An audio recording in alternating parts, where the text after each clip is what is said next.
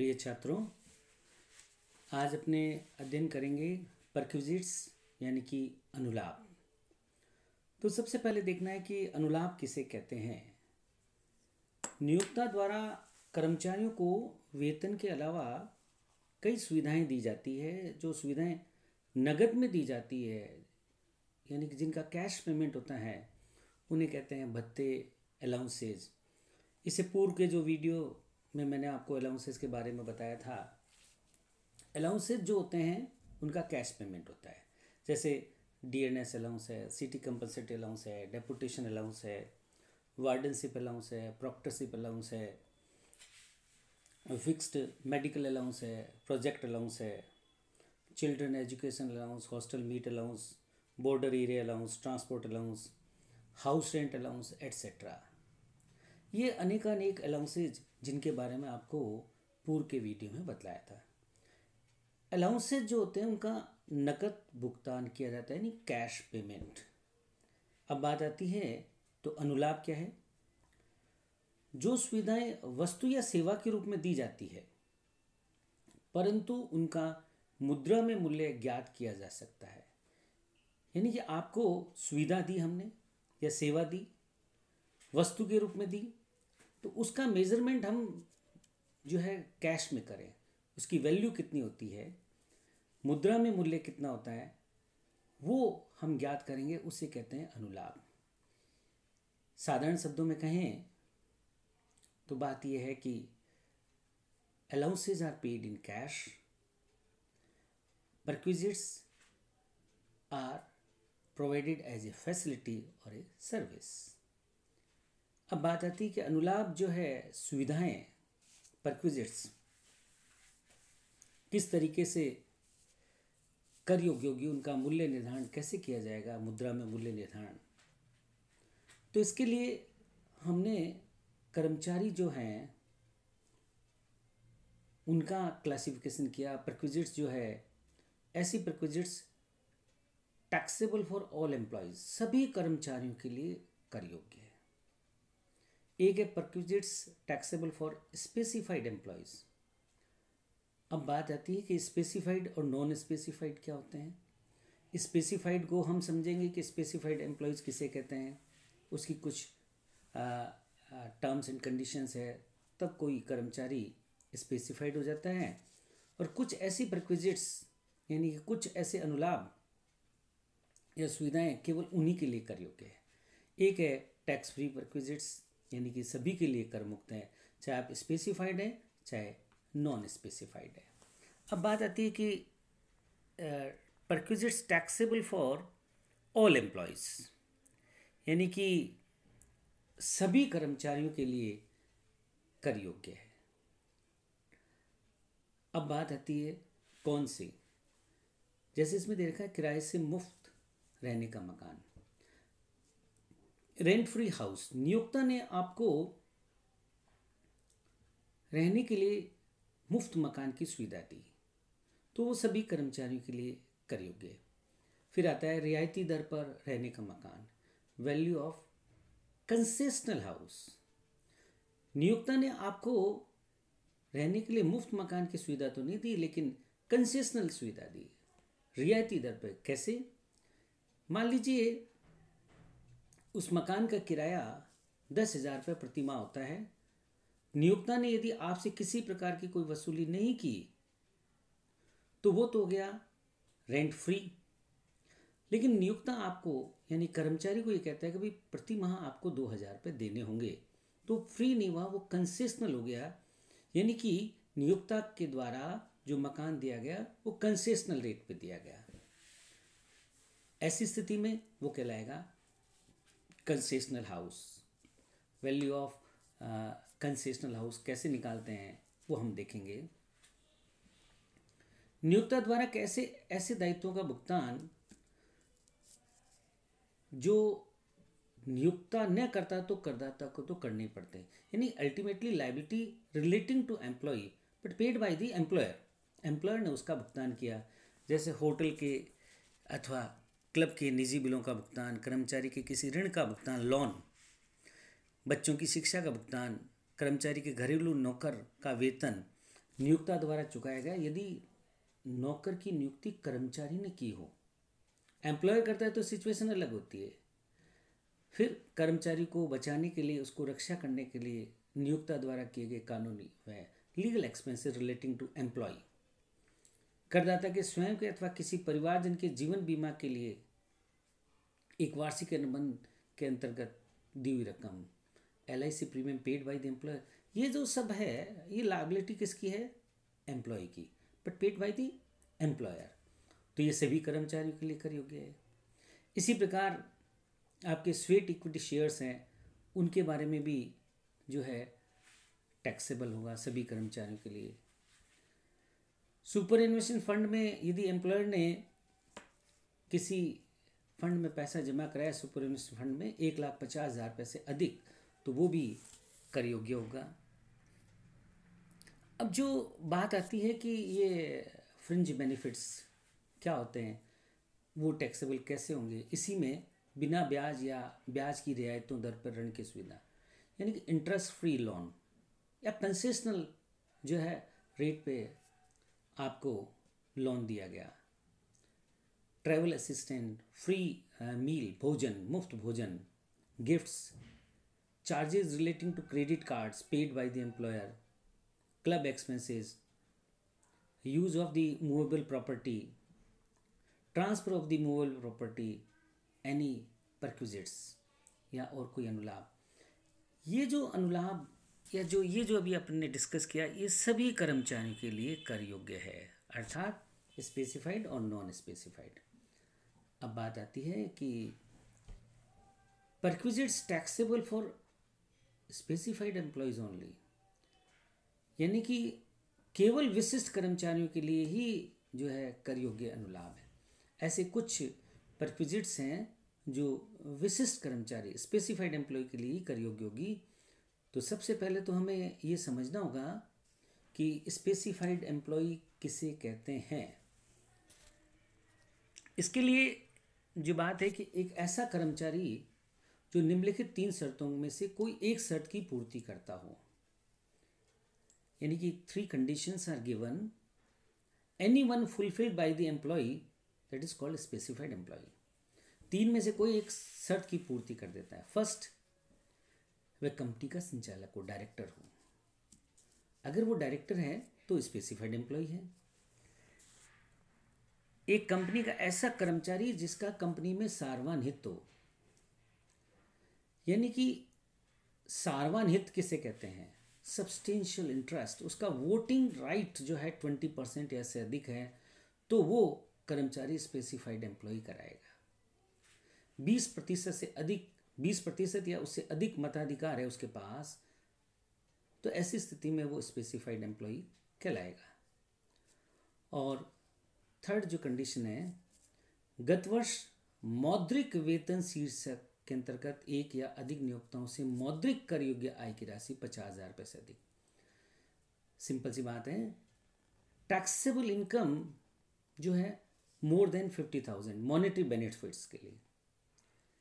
Taxable जो है income है मोर देन 50,000 होनी चाहिए, और इसके अंतर्गत जो 50,000 की कैलकुलेशन करेंगे उसमें मौद्रिक भुगतानों के अंतर्गत जो है किस किस को सम्मिलित करेंगे या किस किस को इंक्लूड करेंगे, वो हम देखिए क्या है। बेसिक सैलरी है, bonus, commission, all taxable allowances. Allowances जो थे अपन ने अध्ययन किए, एक तो फुल्ली टैक्सेबल थे, एक पार्टली एग्जम्प्टेड अलाउंसेज थे, एक फुल्ली एग्जम्प्टेड अलाउंस। तो all taxable allowances amount taxable तो है ही, इसके साथ साथ जो पार्टली एग्जम्प्टेड में जो उनका कर योग्य भाग टैक्सेबल का हिस्सा है वो इसमें जोड़ा जाएगा। ग्रेचुटी है, पेंशन है, कंपनसेशन है, लीव एनकेसमेंट, इनका जो टैक्सेबल अमाउंट है वो कर योग्य होगा। किसी को पेंशन, ग्रेचुटी, कंपनसेशन आपको दिया जाएगा कितना प्राप्त हुआ लीव एनकेसमेंट का और इनका, लेकिन उसमें से जो टैक्सेबल अमाउंट है एज पर नॉर्म्स वो ही हम इसके अंतर्गत शामिल करेंगे। कर्मचारी के दायित्वों का नियोक्ता द्वारा भुगतान, obligation relating to employ but paid by the employer. Duty तो कर्मचारी की थी लेकिन नियोक्ता ने भुगतान किया वो इसमें कर योग्य होगा। मेडिकल रीएम्बर्समेंट का टैक्सेबल अमाउंट, ट्रैवल असिस्टेंस का टैक्सेबल अमाउंट, कर्मचारी के LIC premium paid by the employer, LIC premium paid by the employer taxable, इन सब का हम टोटल करेंगे। उसके बाद उसमें से हाँ स्टैंडर्ड डिडक्शन, एंटरटेनमेंट अलाउंस की deduction and tax on employment उसकी डिडक्शन घटा देंगे, कम कर देंगे। उसके बाद यदि वो राशि 50,000 से अधिक है तो वो स्पेसिफाइड एम्प्लॉय कहलाएगा। तो सबसे पहले हमें स्पेसिफाइड के लिए इन टर्म्स की, इनकी शर्तों की पूर्ति होगी तो ही जो अनुलाभ है जो स्पेसिफाइड एम्प्लॉयज़ के लिए हैं वो कर योग्य होंगे। अब आती है बात कि स्पेसिफाइड एम्प्लॉयज़ के लिए कौन कौन सी सुविधाएं कर योग्य होती हैं। मोटर कार की जो फैसिलिटी दी जाती है वो टैक्सेबल है। स्वीपर है, गार्डनर है, वॉचमैन है, पर्सनल सर्वेंट है, ये स्पेसिफाइड के लिए टैक्सेबल है। गैस, इलेक्ट्रिसिटी एंड वाटर की फैसिलिटी है। परक्यूजिट्स ये जो दी जाती है। फ्री और कंसेशनल एजुकेशन फैसिलिटी, देखिए जो अलाउंसेज में था वो चिल्ड्रन एजुकेशन अलाउंस शब्द वहाँ था, यहाँ फैसिलिटी है, दोनों में अंतर है। वहाँ कैश पेमेंट किया जाता था, यहाँ अलग सिचुएशन है कि आपको फैसिलिटी दी जाएगी, उसमें कितना टैक्सेबल होगा वो आगे देखेंगे। ट्रांसपोर्ट जो सिस्टम है, यात्री परिवहन के कारोबार में लगे हुए नियोक्ताओं द्वारा एयरलाइन और रेलवे को छोड़कर अपने कर्मचारियों को मुफ्त अथवा रियायती दर पर यात्रा की सुविधा, ये जो फैसिलिटी दी जाती है वो भी टैक्सेबल होगी ओनली फॉर स्पेसिफाइड एम्प्लॉयज़। तो अभी हमने दो बातें देखी, स्पेसिफाइड एम्प्लॉयज़ और नॉन स्पेसिफाइड। तो नॉन स्पेसिफाइड जो है सभी के लिए है, यानी कि सभी कर्मचारियों के लिए कर योग्य अनुलाभ। स्पेसिफाइड के लिए कुछ लिमिटेशंस है कि आप उस शर्त की पूर्ति करते हैं, आप उस कंडीशन में यदि स्पेसिफाइड आते हैं तो ही मोटर कार की सुविधा है या आपके जो गैस बिजली पानी की सुविधा है, ये सब सुविधाएं उसमें कर योग्य होगी, अन्यथा कर योग्य नहीं होगी। अब बात आती है एग्जम्प्टेड जो है फैसिलिटीज़, परक्विजिट्स। कुछ ऐसी परक्विजिट्स हैं जो एग्जम्प्टेड फॉर ऑल एम्प्लॉयज़, सभी जो कर्मचारी उनके लिए एग्जम्प्ट है। अब वो कौन कौन सी है उनको देखते हैं। फर्स्ट है रहने के मकान की सुविधा। पहले अपन ने देखा कि रेंट फ्री एकोमोडेशन जो है, रहने की मकान की सुविधा, वो सभी कर्मचारियों के लिए कर योग्य थी। लेकिन कुछ ऐसी परिस्थितियां हैं जो एग्जम्प्टेड फॉर ऑल एम्प्लॉयज़।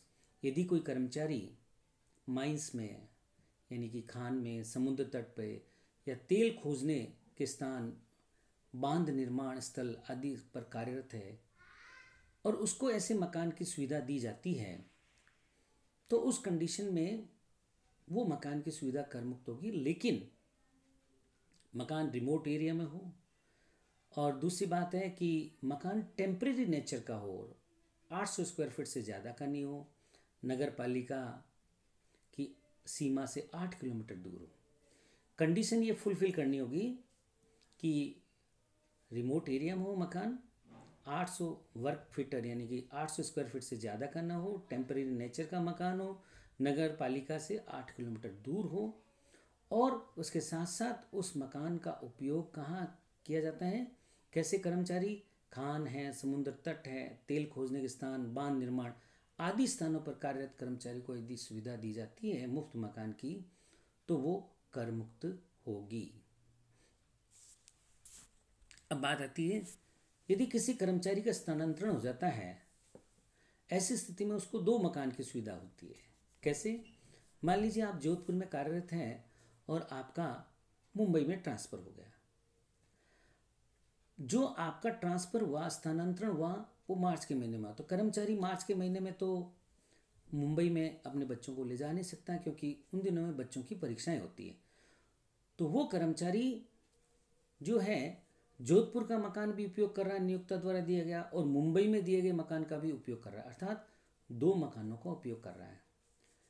ऐसी स्थिति में 90 दिन से कम या 90 दिन तक यदि वो दोनों मकान यूज़ करता है, उस स्थिति में एक मकान चाहे कोई भी हो जिसका मूल्य अधिक होगा, वो मकान की सुविधा कर योग्य होगी।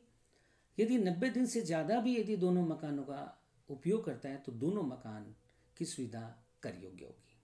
90 दिन से कम होने पर एक मकान और 90 दिन से अधिक दोनों मकान होने पर दोनों मकान कर योग्य होगी।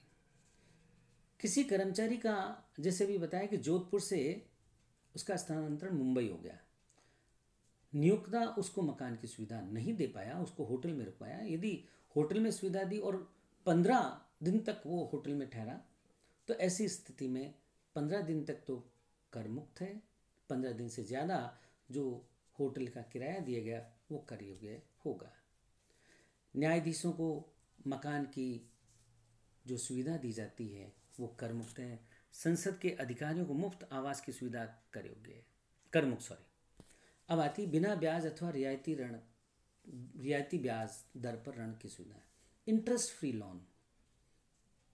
कंपनी यानी कि नियोक्ता अपने कर्मचारियों की सुविधाओं के लिए इंटरेस्ट फ्री लोन देता है या कंसेशनल लोन इंटरेस्ट पे देता है। जैसे मान लीजिए पर्सनल लोन की रेट अभी 10% है और कंपनी अपने कर्मचारियों को वो लोन 4% पे देती है, तो वो कंसेशनल कहलाएगा। और कंपनी यदि कह दे कि नहीं मेरे कर्मचारी है, उसको यदि 1 लाख रुपए की ज़रूरत है तो इंटरेस्ट फ्री, तो वो इंटरेस्ट फ्री हो जाएगा। अब बात आती है कि इसमें ये सुविधा या ऋण की राशि 20,000 से अधिक नहीं है और दी है तो कर मुक्त। यदि 20,000 से अधिक है तो कर योग्य है। आयकर नियम 3A में जो स्पेसिफाइड डिजीज़ है, बीमारी है, उनके ट्रीटमेंट के लिए यदि दी जाती है, चाहे आप 2 लाख दें, 5 लाख दें, 20,000 से ज़्यादा कितनी भी राशि दें, वो कर मुक्त होगी। स्पेसिफाइड डिजीज़ जो एक लिस्ट में दे रखी है, जैसे कैंसर है, एड्स है, किसी कर्मचारी को कैंसर हो गया और ट्रीटमेंट के लिए उसको पैसा चाहिए और नियोक्ता ने, एम्प्लॉयर ने ट्रीटमेंट के लिए 5 लाख रुपए दिए इंटरेस्ट फ्री, वो एग्जेम्प्टेड होंगे क्योंकि स्पेसिफाइड डिजीज है उसकी कैंसर।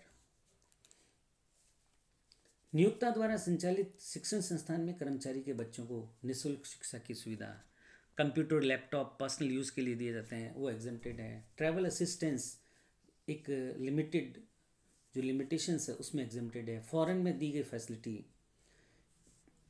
गैर मौद्रिक अनुलाभों पर नियोक्ता द्वारा दिया गया कर, गैर मौद्रिक जो है, घर से कार्यालय आने जाने के लिए वाहन जो आपको कन्वेंस की फैसिलिटी दी गई, टेलीफोन, मोबाइल, ये एग्जेम्प्टेड है। रेफ्रेशर कोर्स, ट्रेनिंग्स में कोई सुविधा दी जाती है, वो एग्जेम्प्टेड। मैगजीन्स आपके जनरल्स हैं वो एग्जेम्प्टेड।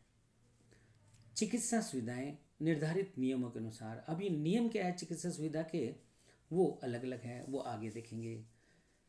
कर्मचारियों को सामूहिक बीमा योजना में नियोक्ता का स्थान, जो ग्रुप इंश्योरेंस होता है उसमें यदि इंश्योरेंस प्रीमियम कर्मचारियों का दिया गया तो वो एग्जेम्प्टेड है।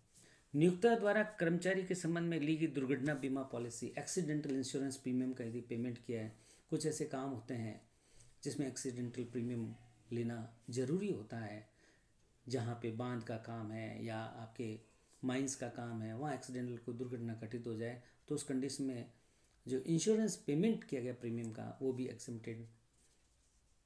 कुछ संपत्तियों का 10 वर्ष तक उपयोग के बाद हस्तांतरण, transfer of assets after using the 10 years, तो वो एग्जेम्प्टेड है। उसके कुछ नॉर्म्स हैं वो सारे आगे देखेंगे। नाश्ते और भोजन की सुविधा, फ्री जो ब्रेकफास्ट और लंच दिया जाता है, लंच में भी 50 रुपये प्रति भोजन तक कर मुक्त है, उससे ज़्यादा का है तो वो कर योग्य होगा। नियोक्ता के वाहन में मुफ्त यात्रा की सुविधा रेलवे एवं एयरलाइन के कर्मचारियों के लिए कर मुक्त है, बाकी के लिए कर योग्य है। मनोरंजन की सुविधा, हेल्थ क्लब, स्पोर्ट्स और ये अन्य फैसिलिटीज़। उपहार किसी को दिया गया 5,000 रुपये तक जो उपहार दिया गया वो कर मुक्त है। इस तरह जो हमने देखा परक्विजिट्स में, पहला perquisites taxable for all employees, second perquisites taxable for specified employees और फुल्ली एग्जेम्प्टेड परक्विजिट्स। इनका विस्तृत अध्ययन जो है हम अगले वीडियो में करेंगे। Thank you.